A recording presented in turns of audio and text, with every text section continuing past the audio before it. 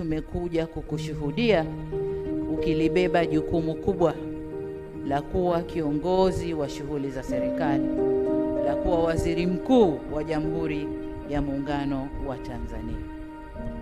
Dr. Mwigulu, uteuzi wako umepitia ushindani mkubwa, na katika vigezo kadhaa umeibuka kuwa na sifa nyingi kidogo kuliko wengine ulioshindana nao, na vigezo vyote vilivyopimwa, tumepima maeneo mbalimbali ya kuitumikia nchi hii, ya kulitumikia taifa hili.